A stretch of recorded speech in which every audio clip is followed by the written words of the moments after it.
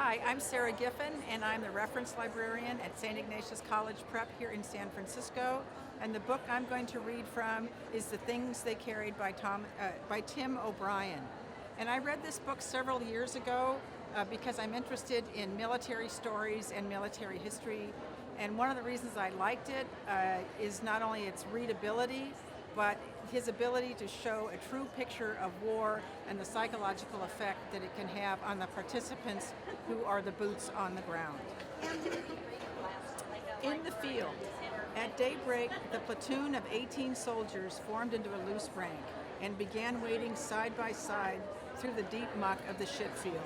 They moved slowly in the rain, leaning forward, heads down. They used the butts of their weapons as probes, wading across the field to the river and then turning and wading back again.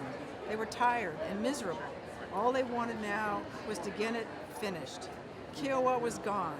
He was under the mud and water, folded in with the war, and their only thought was to find him and dig him out and then move on to someplace dry and warm. It had been a hard night, maybe the worst ever. The rains had fallen without stop, and the Song Tra Bong had overflowed its banks, and the muck had now risen thigh-deep in the field along the river. A low, gray mist hovered over the field. Off to the west there was thunder, soft little moaning sounds, and the monsoon seemed to be a lasting element of the war. The 18 soldiers moved in silence. First Lieutenant Jimmy Cross went first, now and then straightening out the rank, closing up the gaps. His uniform was dark with mud. His arms and face were filthy. Early in the morning, he had radioed in the MIA report, giving the name and circumstances, but he was now determined to find his man, no matter what, even if it meant flying in slabs of concrete and damming up the river and draining the entire field. He would not lose a member of his command like this. It wasn't right. Kiowa had been a fine soldier and a fine human being, a devout Baptist, and there was no way Lieutenant Cross would allow such a good man to be lost under the slime of a ship field. Briefly he stopped and watched the clouds. Except for some occasional thunder, it was a deeply quiet morning, just the rain and the steady sloshing sounds of 18 men wading through the thick waters.